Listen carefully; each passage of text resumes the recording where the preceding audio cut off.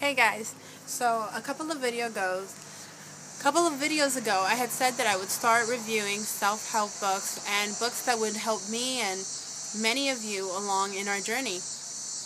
The first book in the series is going to be The Secret by Rhonda Burns. This book is really great, according to many of the people who have read it.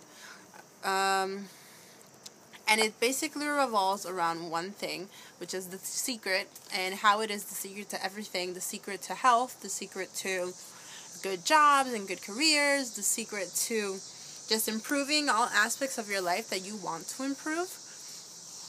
It's great because it's not only a book that gives you information, but it also gives you many quotes from people who are in the process of learning or have learned the secret through the book or other sources, but basically agree with the main idea of the book. And it's not like they're only giving you to talk to ridiculous like Donald Trump people. They are giving you people from all walks of life, like a teacher, an accountant, a doctor, a psychologist. You're getting point of views from everybody. One of the great things about the book as well is that at the end of every chapter, you have like a summary of what the chapter entailed. So at the end of chapter 1, if you can give me a second. Okay. So at the end of chapter 1, the first secret summaries, that's what they're called. Secret summaries. At the end of chapter 1, the first bullet point says that the great secret of life is the law of attraction. And it goes further on to explain the law of attraction says that like attracts like. So when you think a thought, you are also attracting like thoughts to you. In a simpler way, you can think of, let's say if you're thinking of food, specifically pizza, you're going to start thinking of things related to pizza. You might start thinking of toppings like pepperoni or cheese or maybe your favorite pizza place. Basically you started out with pizza and your thoughts branched out from there to think of things like pizza that relate to pizza. And that applies to everything else. If you're thinking about success, if you're thinking about rising in your socioeconomic status, you are also thinking of like things, of how to get there, what to do. You are having like ideas. The third bullet point says, thoughts are magnetic, and thoughts have a frequency.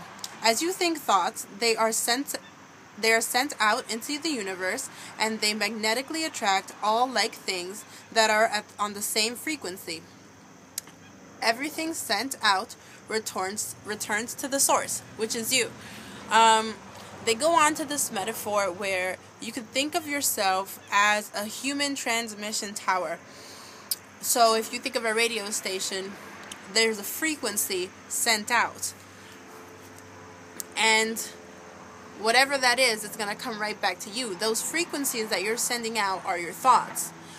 And depending on how hard or maybe if you don't desire them as much, that's how strong your frequency is. And that's exactly how it's going to come back to you.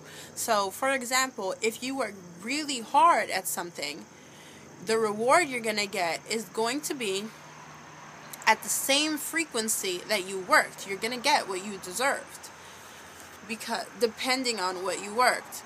So I guess it kind of applies to, you can also think of it like karma as well. But after it says, you're like a human transmission tower, transmitting a frequency with your thoughts. If you want to change anything in your life, change the frequency by changing your thoughts. So you are attracting everything that you have by the way that you're thinking.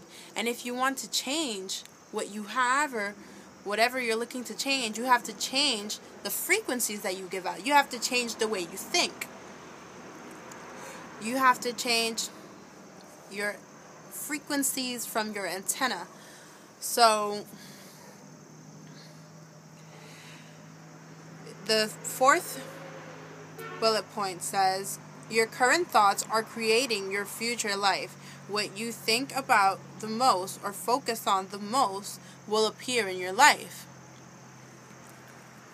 So if you want to change something, that's going to be something that you're most going to think about.